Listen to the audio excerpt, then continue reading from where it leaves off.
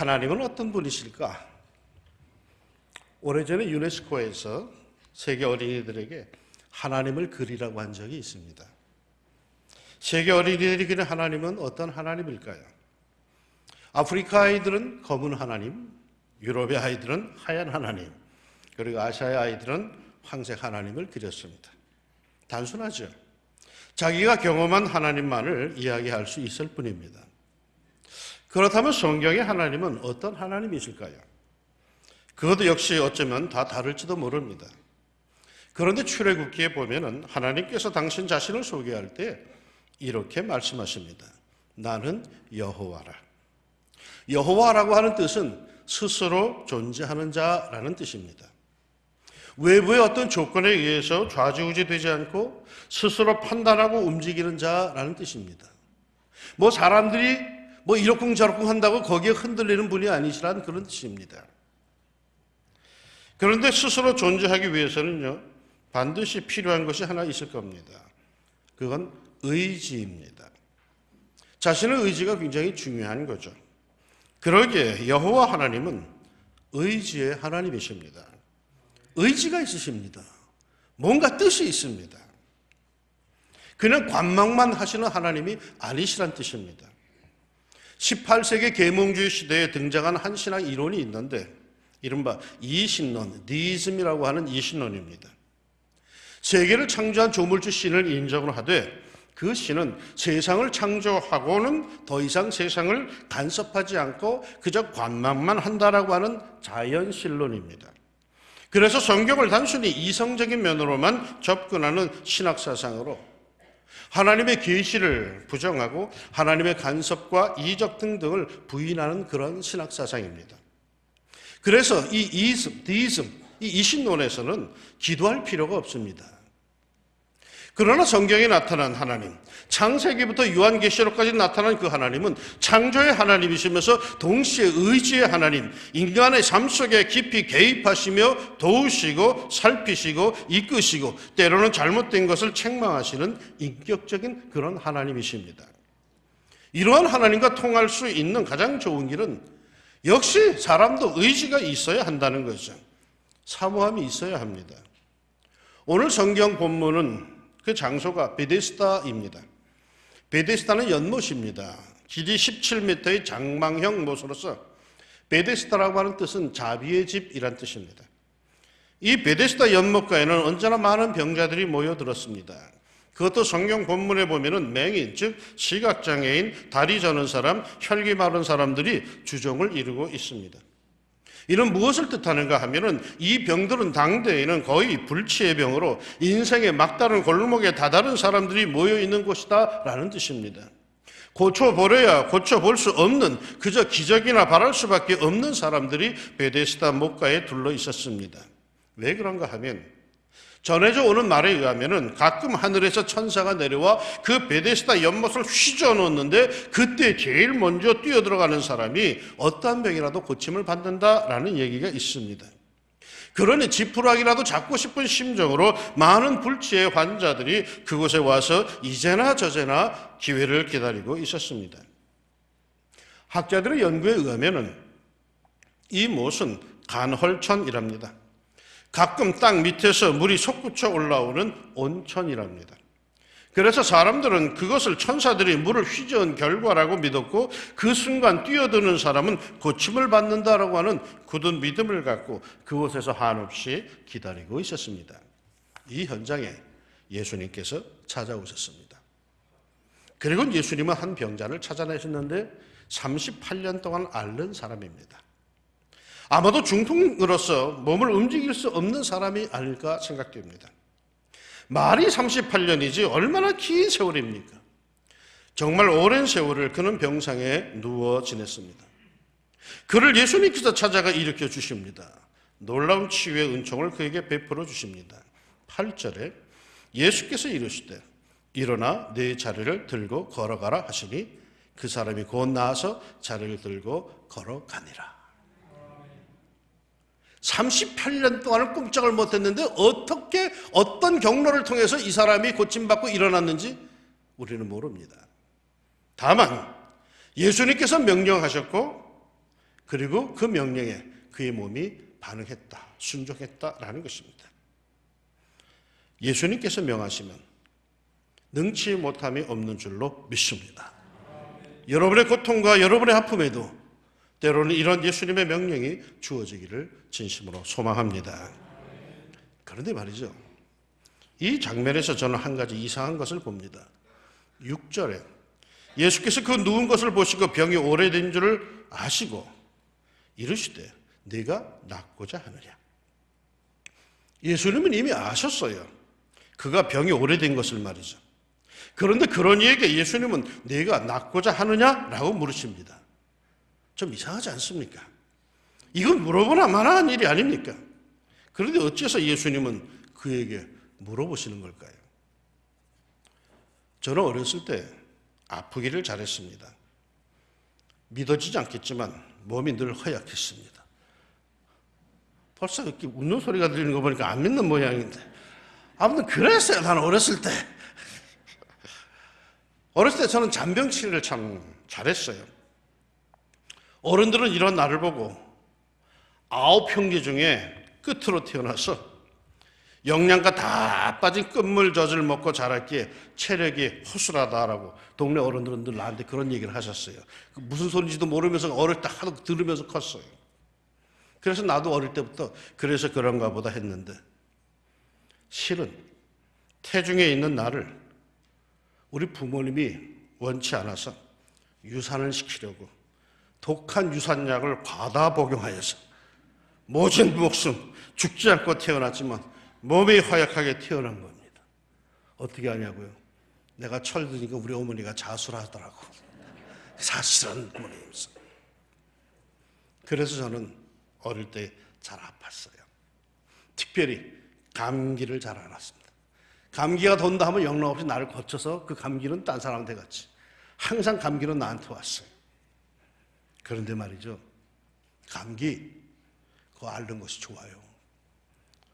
형님 누님들 때문에 나에게까지 오지 않던 어머니의 관심과 사랑이 내가 그저 알아듣기만 하면 내게 밀려오는데, 이건 천국이 따로 없어요. 아파서 잘 먹지 못한다고 빵 사다 주죠, 사과 사다 주죠, 밥도 먹여주죠, 학교 안 가도 되죠, 공부 안 해도 되죠, 세수도 안 해도 되죠. 야, 이거는 말이야 상감마마 저리 가라 대우야. 이거는 이런 맛을 들인 내가 감기에서 빨리 낫기를 바라겠습니까? 말로는 빨리 나아야지 하지만 속으로는 낫기는 뭘, 이런 게 이렇게 만수무강하는 게 훨씬 좋다라는 그런 심정이었어요. 내 말과 내 속은 영 딴판이었어요. 계속 이렇게 안 아팠으면 좋겠다는 생각이, 이렇게 아팠으면 좋겠다는 생각이 지배적이었던 거죠. 다만 주사 안 맞고 약 안 먹으면서 이렇게 아팠으면 얼마나 행복할까라는 생각뿐이었습니다. 생각해 보세요. 9형제 중에 끝으로 태어나서 관심도 끌지 못하던 내가 아프기만 하면 어머니의 사랑과 관심을 독차지할 수 있는데 그게 낫고 싶겠습니까? 낫는다는 것은 말뿐이지 내 중심은 어림도 없는 일이었습니다. 말로는 해야지 하면서 속으로는 어림도 없다 하는 사람들이 꽤 많습니다. 입으로는 기도해야지, 성경 봐야지, 용서해야지, 전도해야지, 봉사해야지 하면서 중심으로는 말이요, 나는 그렇게 하기 너무 바빠, 그거야 생각뿐이지 라고 하는 사람들이 의외로 많습니다. 믿습니다 하면서도 속으로는 설마하니 하는 사람들이 굉장히 많습니다.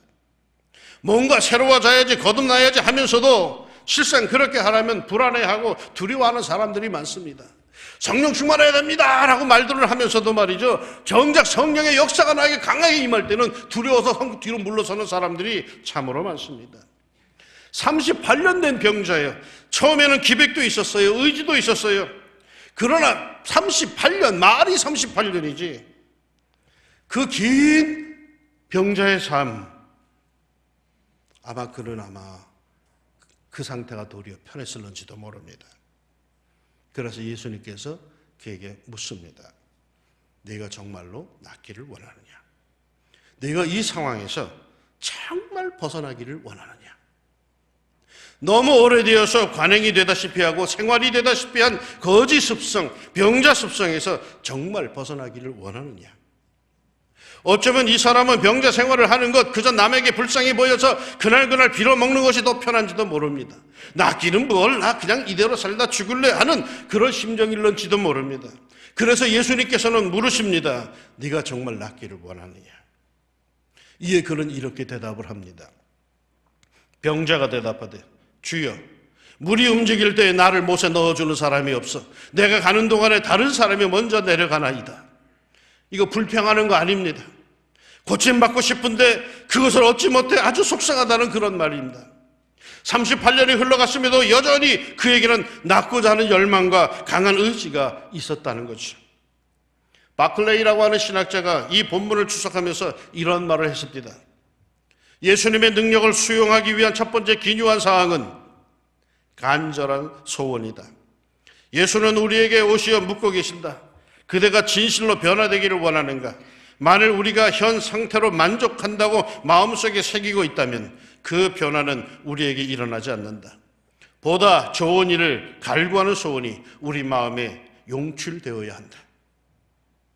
베데스다 목가 수많은 병자들이 있습니다. 그런데 예수님은 어떻게 그 38년 된 병자를 찾으셨을까요? 아니 그 수많은 병자들 속에서 그는 어떻게 예수님의 눈에, 예수님의 마음에 들어왔을까요? 열망이 있습니다. 사모함이 있습니다. 이른바 삶의 에너지가 그 안에서 있었다는 얘기입니다. 되면 좋고 안 되면 할 수 없고라는 자세가 아니었습니다. 38년의 세월이 흘러갔지만 여전히 그에게는 그 안에 갈망하는 마음이, 삶의 에너지가 있었던 거죠. 어떻게 하든 기회를 찾으려고 하는 열망이 있습니다. 주위에 있는 수많은 의욕과 의지가 상실된 사람들과는 완전히 다른 겁니다. 주어진 환경에 길이 들여진 그런 나약한 모습이 아니라는 거죠. 끊임없이 온전케 되고자 하는 욕망이 그에게 있습니다. 그리고 예수님이 그걸 느끼십니다. 능력이 부족하다고, 여건이 할 수 없다고, 환경이 어쩔 수가 없다고 주저앉거나 거기에 익숙해지지 맙시다. 종종 영화에서 보는 장면이 있는데요. 한 겨울철의 조난사고 장면입니다. 엄청나게 추운 산속에서 두 사람이 밤을 새웁니다. 너무 추워서 어쩔 줄을 몰라 하는데 조금 있으려니 한 사람이 그 추위 속에 꾸벅꾸벅 줍니다. 그러자 상대편 사람이 졸지 말라고 얼굴을 때리며 소리를 치고 어떨 땐 발길질도 합니다. 정말 춥고 춥습니다. 그런데 갑자기 몸이 따뜻해져 옵니다. 나른해집니다. 잠이 오기 시작한 거죠. 이제 그토록 추운 것도 모르겠습니다. 그래서 나른해져 오는 이 감정, 모처럼 찾아오는 이 좋은 기분에 자신의 몸을 맡깁니다. 한없이 따뜻해지며 편안해집니다. 그런데 이 사람은 지금 점점 어디를 향해 가고 있는 것일까요? 죽음입니다. 아무리 추워도 그 추위를 느끼며 그것과 싸우며 버텨야지. 지쳐서 나른해지고 따뜻해진다고 의식을 잃어가면 그는 곧 추위 속에 죽습니다. 그 환경 속에 완전히 파묻혀 죽고 맙니다. 삶은 여건은 만만하지 않습니다. 그렇다고 거기에 적응해서 그럭저럭 살아간다면 점점 죽어가는 겁니다. 그럴 땐 익숙함에 있는 사람들이 있다면 깨어납시다. 애당초 예수를 영접할 때, 신앙생활을 처음 시작할 때에 이건 아닌데 싶었던 것들이 있었는데 그냥 그대로 지나다 보니까 뭐 그럴 수도 있지 하던 것들에 익숙해져 있는 사람들, 거기에서 나옵시다. 그럴 땐 익숙하면서 나옵시다. 패망이 더 가까이 다가옵니다. 그런데 능력이 없는 걸 어떻게 합니까? 라고 하는 사람들도 있죠. 벗어나고 싶어도 벗어날 능력이 나한테 없습니다. 라고 하는 사람들도 있지요. 그렇다면 말이죠, 벗어나고자 하는 열망만이라도 품고 기다리십시오. 예수님께서 찾아가 주십니다. 열망을 품고 있는 사람을 예수님께서 알아채시고 찾아내시고 그가 어떤 형편에 있다 할지라도 찾아오셔서 우리의 의지를 물으시고 우리를 건져 주십니다. 우리 자신에게 말이요, 변화하고자 하는 열망이 없다면은, 그저 이대로 그럭저럭 살다가 가겠다는 자세라면은 굳이 예수님도 찾아가시지 않아요. 너는 그저 그럭저럭 살다가 와라 하십니다. 그릇된 환경을 극복하지도 못하고 그 환경에 길들여져 주저앉는다면은 우리 예수님도 더 이상 주목하시지 않을 겁니다. 그러나 말이죠, 그래도 꿈을 갖고 의지를 갖고 주님의 뜻대로 그리스도인으로서 제대로 살아보겠노라고 몸부림치는 사람들을 우리 예수님은 결코 버려두지 아니하십니다. 찾아가 주십니다. 어느 구석에 앉아있다 할지라도 주님이 찾아가십니다. 그리고 그 환경에서 벗어나게 하십니다. 그릇된 익숙함에서 벗어납시다. 그릇된 길들여짐에서 벗어납시다. 열악한 환경에서 형성된 그릇된 길들임에서 우리 벗어납시다.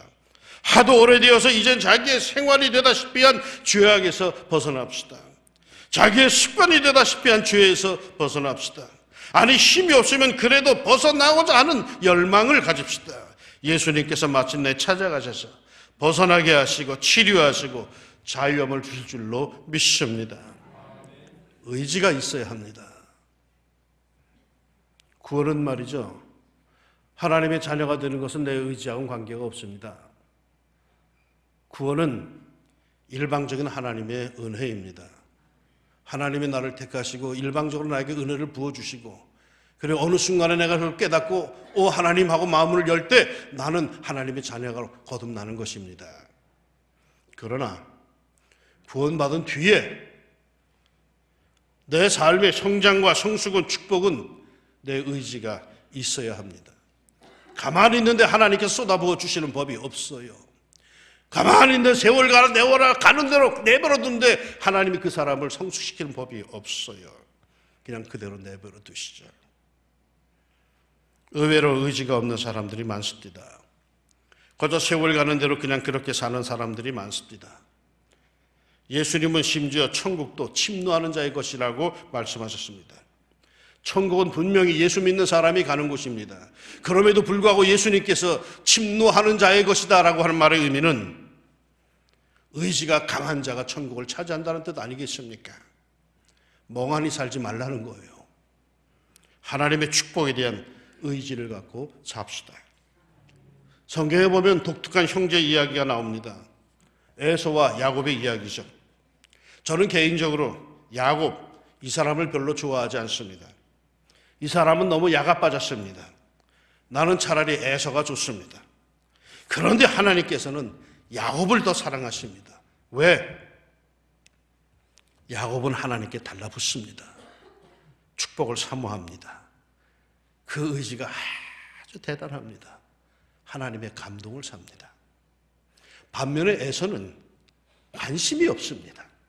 그저 맹하니 살다가 나중에야 그 하나님의 축복의 진가를 알고는 그거 나한테 남겨둔 게 없느냐고 울고불고 난리를 칩니다. 네가 낳고자 하느냐? 38년 동안 앓던 사람에게 예수님이 물으신 겁니다. 의지가 있느냐라고 하는 겁니다. 그리고는 기회를 갖지 못해서 38년 동안이나 속상해하는 그에게 예수님께서 명하십니다. 일어나 네 자리를 들고 걸어가라. 그리고는 그는 일어납니다. 할렐루야. 마태복음 8장에 보면 말이죠, 한 나병 환자가 예수님께 달려나옵니다. 그리고 예수님의 무릎에 탁 꿇어앉혀서 간청합니다. 주여, 원하시면 저를 깨끗게 하실 수 있나이다. 세상에 나병환을 어떻게 깨끗하게 할 수 있습니까, 사람이? 그런데 이 사람은 예수님께 달려나와서 주여, 원하시면 저를 깨끗게 하실 수 있나이다. 강한 의지를 표현합니다. 무슨 의지? 자기 의지만이 아닙니다. 예수님의 의지를 묻습니다. 그러자 예수님께서 대답하십니다. 아주 간단하게, 내가 원하노니 깨끗함을 받으라. 아무나 다 고치시는 거 아닙니다. 이 세상에 병자들이 얼마나 많은데요. 다 못 고칩니다. 그러나 하나님을 향한 그 믿음 갖고 의지를 갖고 달려나와서 하나님의 의지를 구하는 사람에게 하나님께서는 내 믿음대로 될지어다 축복하실 줄로 믿습니다. 여호와의 눈은 온 땅을 두루 감찰하사 전심으로 자기에게 향하는 자들을 위하여 능력을 베푸시나니. 좀 더 나은 삶을 향한, 좀 더 성숙한 성도의 삶을 향한, 좀 더 건강한 삶을 향한, 좀 더 신령한 삶을 향한 의지가 여러분에게 충만하기를 우리 주의 이름으로 축원합니다. 기도합시다. 하나님 아버지, 그냥 이대로 살다가 갈랍니다 라는 마음이 있다면 모르겠거니와 이게 아닌데 조금 더 나은 게 있는데 하나님께서 나에게 원하시는 삶이 있는데 이건 아닌데 라고 하는 사람들을 이 시간 찾아가 주시기를 원합니다. 네가 정말 원하느냐 물어보시고요. 원합니다 라고 부르짖는 사람들에게 주여 명하여 주시사 일어나 네 자리를 들고 걸어가라 말씀하여 주시옵소서. 그래 그들 모두가 다 일어나게 하여 주시고 하나님의 능력에 사로잡혀서 권세 있는 삶을 살게 하여 주옵소서. 특별히 하나님 몸이 아픈 사람들이 있습니다. 하나님 도와주시옵소서. 38년 동안도 포기하지 않고 기다린 사람인데 그의 의지가 있을 때 주께서 명하여 주셔서 일어나게 하신 것처럼 하나님 이 순간에도 몸이 아픈 이들에게도 찾아가 주시사 네가 정말 낫고자 하느냐 물으시고 그의 삶의 의지가 있을 때에 일어나 네 자리를 들고 걸어가라 축복하여 주시옵소서. 예수님의 이름으로 기도합니다. 아멘.